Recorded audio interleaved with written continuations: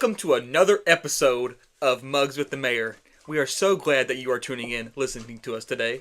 Today we got a very important topic, council meetings. Council meetings are a very important part of the great city of Sheridan. Honestly, they're important across the state and even country. City council meetings happen monthly across the state, and they also happen across the country. All right, so let's discuss council meetings. So first and foremost, we have a monthly council meeting for the city of Sheridan. At this council meeting, you will have myself. I will oversee the meeting. I am the presiding officer over the city council meeting. To my left will be Clerk Treasurer Carrie Smith. She sits in. She is the elected official for that office, Clerk Treasurer for the city of Sheridan. That position is a 4-year term, just like mine. Next to me on my right is City Attorney Ed Kuhn. Ed's position is appointed. The city attorney position. He has been city attorney since 1999, and I appreciate the work that he does for the city. So that's Ed. He'll be to my right. And then, of course, you'll have 6 city council members. The city is broken up into 3 different wards or areas. They're known as wards for election purposes. But each ward is represented by 2 council members. Currently, you have Lynn Camp, Bill Crosley, Betty Cook, Morgan Wilson, Lee Henson, and Jim Lancaster, who sit as current city council members. There will be a seat open every 2 years. They're on rotating 2 years, 4-year terms. So there's multiple representation across city limits. So that's who is present at these council meetings. And it goes back really, Alden, to discuss roles of government. You know, just like with your federal, state, and even local governments, there is a executive branch, there's a legislative branch, and then there's a judicial branch. So when you look at the local level of government, you have your executive branch, which is City Hall, my office, Carrie's office. These are the executive branch. Our job is to enforce local legislation, make sure that the city is operating functionally. That's why my office oversees all the department heads. And then you have your legislative branch. Federally and state, you have your representatives. You have your congressmen. You also have senators. And so your senators are part of your legislative branch of government. Now, and that's, of course, your senators are part of the Senate. Your representatives are part of your House of Representatives. And those are, of course, for state and federal branches. For local representation for the legislative branch are our aldermans or council members. So those 6 individuals that I named earlier, those are part of the legislation. And they legislate. They approve ordinances, past and present ordinances. That's on the city council. It's just my job to enforce said ordinance. And then, of course, you have your judicial side, which falls into your city attorney and the local district judge.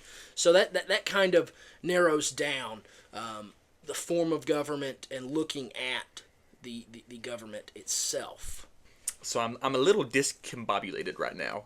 City council meeting just sounds intimidating. What is a city council meeting? Yes. And what goes into it? Okay, so it is officially a business meeting. You have business meetings in churches. You have business meetings within local businesses. You have school board meetings. So the city council meeting is literally an official business meeting of city officials. So all of those that I've said already, council members, city attorney, mayor, clerk treasurer, we meet and we go on public record and discuss city business. So for the city of Sheridan, we meet the first Tuesday of every month at 6 p.m. I think that the city of Sheridan has met the first Tuesday at 6 p.m. since the early 80s. I touched base with Joe Wise about that, the previous mayor, last week, and he is, by the way, if you ever get a chance to have a cup of coffee with him, the man is I'm telling you, he's an encyclopedia of Sheridan. He can tell you who lived where, when they lived there. Very, very interesting, and I'm thankful for his knowledge. One of the cool things about council meetings is everyone's welcome. You said something earlier, I think. You said, so who's there, who can attend? It's a public meeting. You can attend. Your family members can attend. I encourage citizens to attend because, honestly, when you sit in these city council meetings, you learn what's going on. And here in a minute I'll break down like how they run, the kind of the order of business, because ultimately there is a public comment section of our meeting where we invite citizens to fill out a public comment form and address the council if there's any issues going on. So let's say I have something that being discussed about something being built around my area where I live, or I have a problem with something that could be moving forward. Can I bring that to the meeting? Oh, absolutely. So first and foremost, like I will say, you don't have to touch base with City Hall to speak at these meetings. You can show up day of.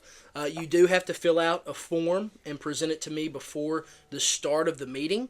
But, we always say, hey, if you've got a problem going on, give our office a call. But you don't have to. I encourage you to, because I think that it's going to be solved a whole lot better unless you just surprise us at a meeting with something that's going on. By the way, if you post a problem that's happening on Facebook and you don't call our office, I promise you, we are not constantly on Facebook looking at the problems. We want you to call our office. We want to help you with these. Let us call us so we can help you. So, with that being said, going back to council meetings, we do have a section of our meeting that is for public comments. You come, you fill out a form, you present it to me, and now it is timed because there's no telling how many people will come to a meeting and want to address the council, so we give a 3-minute time limit. Now that doesn't mean that it might not go longer than 3 minutes if a council member has a question, or if I have a question, or we get into discussion, but that's what we narrow it down to, is 3 minutes, because ultimately this is a business meeting. This starts, and I guess it would be a good time, what do you think, Alden, to go through how this business meeting normally works? I agree. So, 6 p.m., the start of the month, the first Tuesday. So what happens during the meeting? How long is it? What's the itinerary in that meeting? So we set a proposed agenda that goes out to council members in packets via email, but really it's the Friday before the council meeting. I want to make sure that they have all the information in a packet beforehand so that they're very informed, no one's blindsided about information, and that they can make an executive and a very informed decision. So, with that being said, I will gavel the meeting to order very professionally, if I have my gavel. If not, I'll just say, here, everyone, at 6 o'clock. We'll go ahead and get the meeting started. Now, these meetings are recorded. We have to record. State law requires us to record all public meetings. With that being said, we keep those recordings for a year.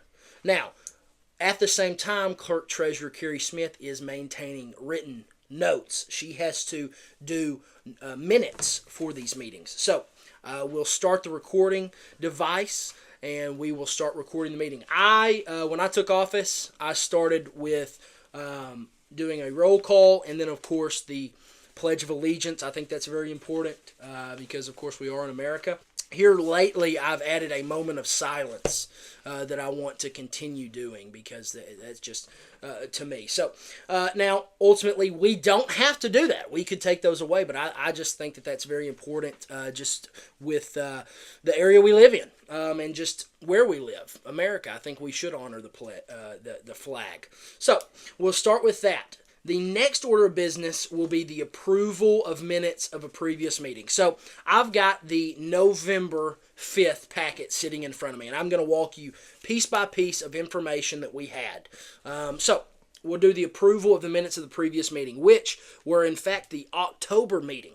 So we approve those minutes. Council members look over it. I have to get a motion in a second.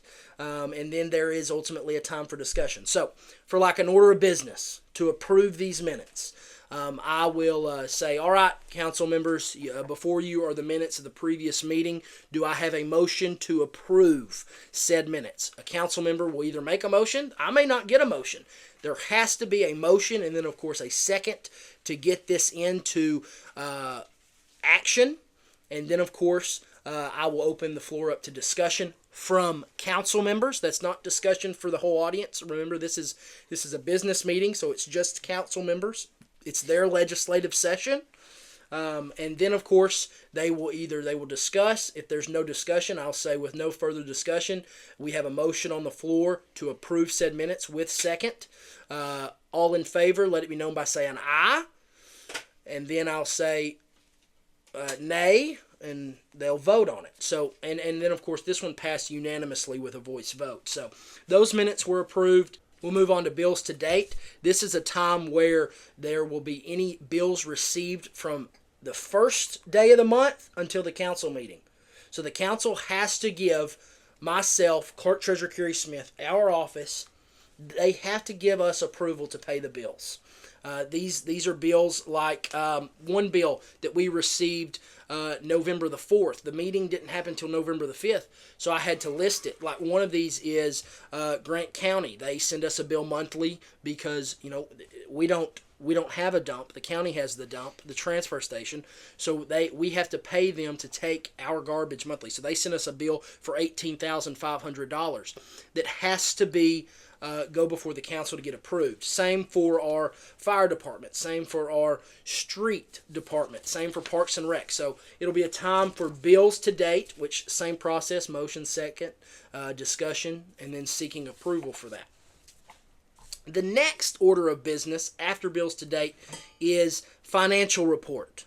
That is actually presented by our Clerk Treasurer Kerry Smith. She will go through all the major accounts for the city, which, by the way, I don't know if you know this, there are multiple accounts for the city, Alden. Multiple accounts. There's not just one bank account. How many? Multiple. In fact, I'll tell you. So, when you look at accounts, there's 5 major accounts. That's our general fund, street fund, Parks and Rec fund, GI tax fund, which is public safety, and our water and sewer fund.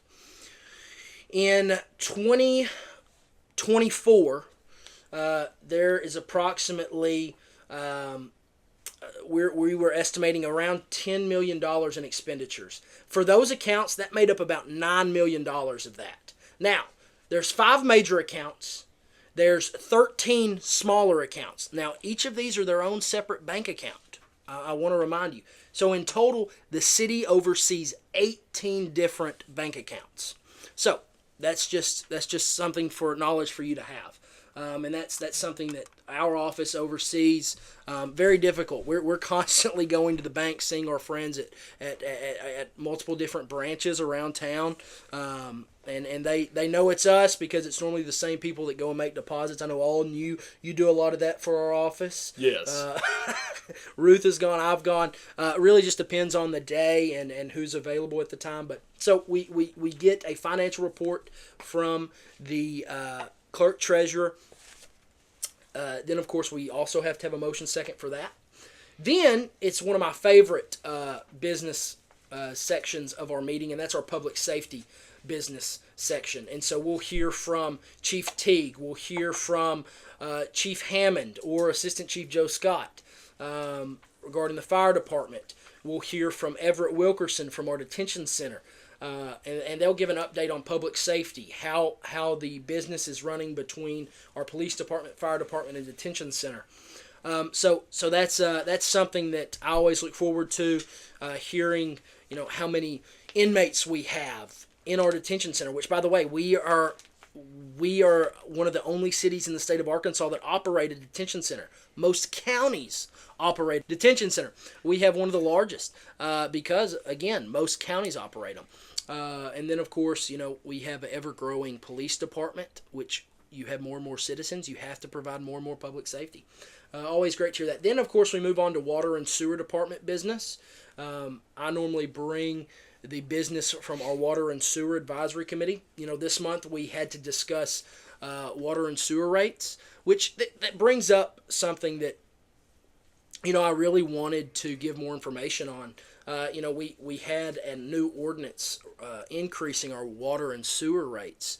We're having to do this because the state of Arkansas, through the Arkansas Department of Agriculture, is making sure and auditing all of the water departments across the state of Arkansas. So the Arkansas Department of Agriculture will come in and do an audit. Our audit will take place in 2026, I believe the spring of 2026. So we're preparing for it now. Now we do get audited yearly. Not only the city, but the water and sewer department has its own separate audit. But the reason that water and sewer rates are being discussed right now is because when I took office, our audit, which I took office after COVID, and I know that prices were skyrocketing, and they were all over the place after COVID. But to produce 1,000 gallons of water, it was costing us roughly around $5.87 to produce 1,000 gallons of water. Our audit showed that we were then selling 1,000 gallons of water roughly $2.30, which, by the way, those numbers don't jive. So our Water and Sewer Advisory Committee has been very proactive.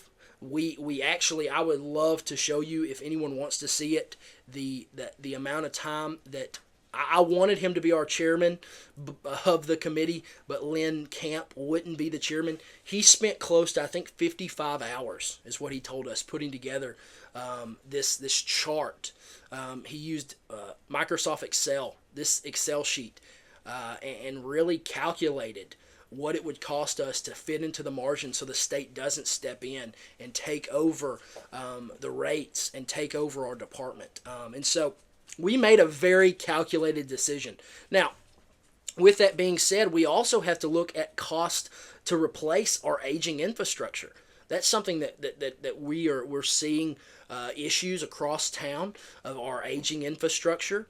We're having to flush fire hydrants more, which a lot of people don't know where our water comes from. Which that's going to be its own separate podcast that I'm looking forward to. We're going to have David Fitzgerald in, our water superintendent. We're going to have committee member Lynn Camp in. I'm hoping to get more of our committee members in, because that is a committee that meets very frequently, once a month.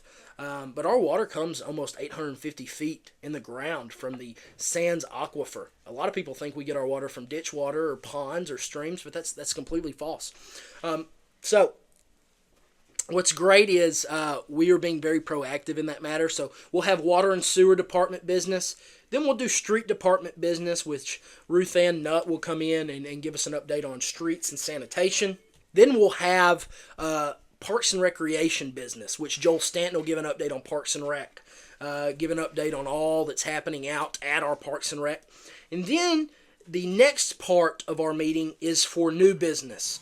So, for example, the 11-5 meeting that we had 3 orders of new business. First and foremost, we had an ordinance levying mills, which since 1988, the city of Sheridan has levied 0 mills on real and personal property within the city limits of Sheridan, which is amazing. Most cities can't do that.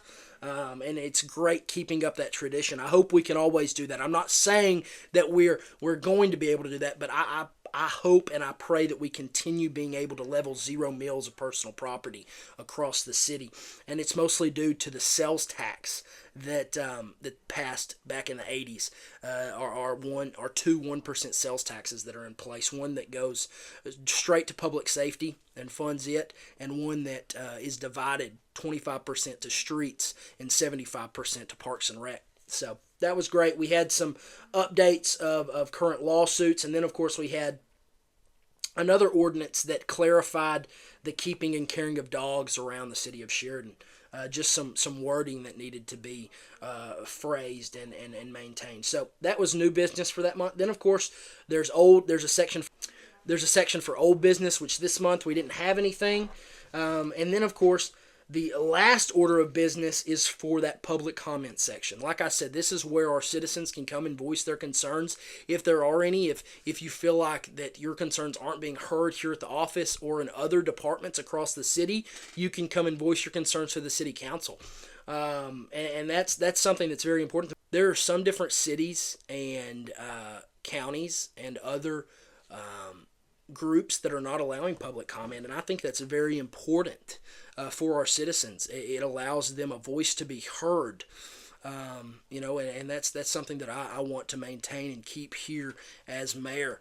And so then, of course, that's normally our meeting. We run. Sometimes we have a 45-minute long meeting. I think that when Joe Wise was mayor, they had a 30-minute meeting. I guess it's the old Baptist preacher in me. The shortest meeting I've had has been right at an hour. I don't know if it's because I'm a certified yapper or what. I don't know. But we've had some extended long meetings, but there's a lot going on within the city. So that's just a rundown of a normal city council meeting. And like I said, that's a monthly meeting for us. Well, with all the important stuff out of the way, let's get to the more important stuff. Kane Natton, what is your mug today you're holding? I am holding it's one of my favorite mugs. It is. Would you say that's copper? That's a copper. Yeah, looks like a penny. I don't know what it does. Kind of look like a penny. It is a copper Yeti mug, and I have a blend of holiday Starbucks black coffee in there. It's supposed to have a hint of maple syrup in it. I guess for Buddy the Elf, but it's kind of an eyesore, isn't it? I mean, I guess it does the job, I guess. But hey, man, you do you. That's my favorite cup. I mean, my mug literally has turkey feathers on it, just for the spirit of Thanksgiving. We won't have an episode next week since this is bi-weekly, but I hope everybody at home has a great and wonderful Thanksgiving. Stay safe. Yes, absolutely. Have a very safe holiday. Holidays are coming up. You got Thanksgiving next week. You got Christmas right around the corner. Alden has just started being good for Santa. Yep. And then, of course, New Year's. So, hey, with that being said, make sure you're following us on Facebook for sanitation schedules. I know that the holidays change up sanitation schedules, so make sure that you are following along on social media. Again, thank you for listening, and we really appreciate you. Have a blessed day.